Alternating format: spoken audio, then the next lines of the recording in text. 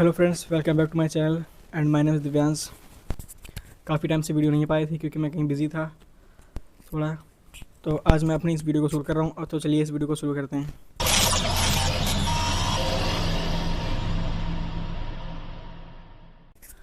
सोचो, कल तुमने किसी को मैसेज भेजा और फिर 2 घंटे तक रिप्लाई नहीं आया। अब तुम्हारा दिमाग शुरू, क्या शायद मैंने कुछ गलत बोल दिया, या अब वो मुझे इग्नोर कर रहा है या कर रही है, या लगता है वो मुझसे नाराज़ है। फिर तुम्हें पता चलता है कि बंदा तो बस सो रहा था। कॉन्ग्रेचुलेसन्स, तुम्हारे दिमाग ने तो नेटफ्लिक्स से भी बढ़िया ड्रामा बना दिया। ओवर थिंकर्स का एक अलग ही टैलेंट होता है। वो सिर्फ एक के मैसेज से पूरी वेब सीरीज़ बना देते हैं। हर इंसान सोचता है, लेकिन ओवर थिंकर सिर्फ सोचता नहीं, हर सिचुएशन का डायरेक्टर, राइटर और विलन भी खुद ही बन जाता है। तो आज हम लोग इसी को समझेंगे कि ओवर थिंकिंग होती क्यों है, तुम्हारा ब्रेन ये करता क्यों है, ऐसा क्यों करता है वो, और इस लूप से बाहर कैसे निकलें। इस वीडियो में समझेंगे हम ये सब।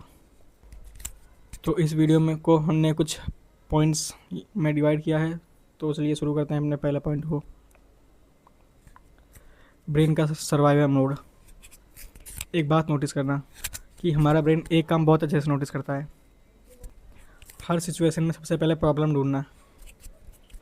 अगर किसी ने रिप्लाई नहीं किया तो ब्रेन सोचता है कि शायद नाराज़ हैं। अगर टीचर या बॉस ने अचानक बुलाया तो लगता है कि कुछ गलत हो गया। अगर फ्यूचर क्लीनर दिख रहा हो तो हमें लगता है कि अब कुछ ख़राब ना हो जाए।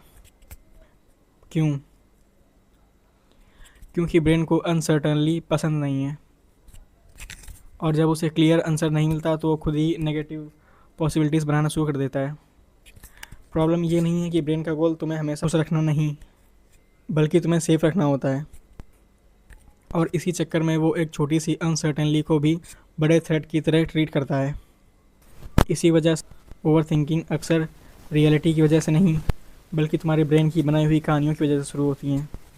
और सबसे इंटरेस्टिंग बात, जितना तुम कहानियों पे यकीन करते हो उतना ही ब्रेन उन्हें और बिलीवेबल बनाता चला जाता है। अब चलते हैं अपने पॉइंट नंबर 2 पर, ओवर थिंकिंग। कंट्रोल का इल्यूजन। ब्रेन को अनसर्टेनली पसंद नहीं, इसलिए वो बार बार सिचुएशन एनालाइज करता है। उसे लगता है जितना सोचूंगा उतना कंट्रोल मिलेगा, और रियलिटी ये है कि 99% चीज़ें तुम्हारे कंट्रोल में ही नहीं हैं। Point number 3, spotlight effect.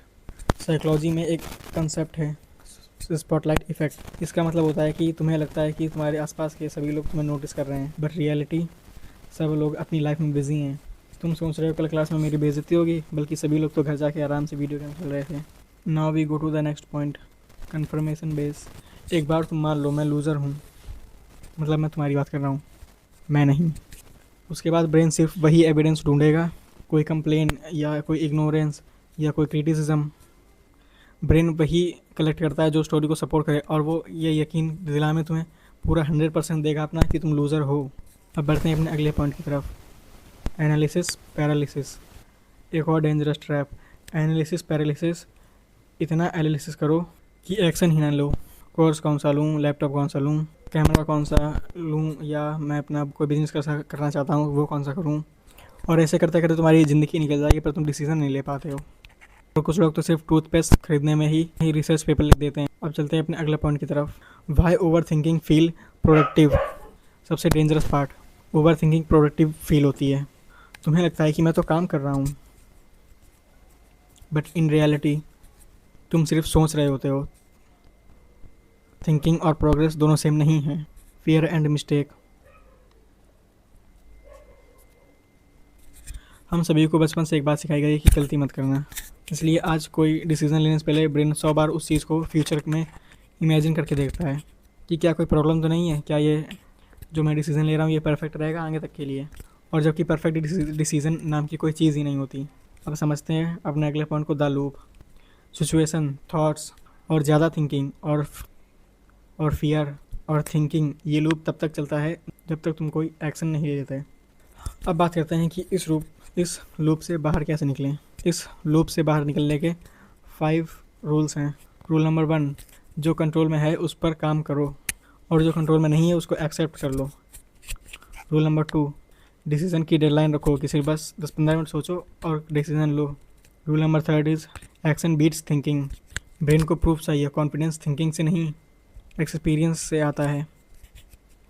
And the rule number 4 is thought facts नहीं होते। सिर्फ इसलिए कि तुम्हारे दिमाग ने कुछ बोला वो सच नहीं बन जाता। रूल नंबर 5, अपने आप से एक क्वेश्चन पूछो, क्या ये जो प्रॉब्लम आज है ये 1 महीने बाद भी इतनी इम्पॉर्टेंट होगी? और अगर आंसर नो है तो अभी इतनी टेंशन मत लो। एक इम्पॉर्टेंट एंड फाइनल स्टोरी। एक आदमी ने बुद्ध से पूछा, मुझे शांति कैसे मिलेगी? बुद्ध ने कहा, पास्ट में रहना छोड़ दो, फ्यूचर में जीना भी छोड़ दो, प्रेजेंट में काम करो, क्योंकि एंजाइटी फ्यूचर में रहती है और रिग्रेट पास्ट में और लाइफ सिर्फ प्रेजेंट में। याद रखना, ओवर थिंकिंग तुम्हारी इंटेलिजेंस का प्रूफ नहीं है। कभी कभी ये सिर्फ तुम्हारे अंदर के डर की आवाज़ होती है।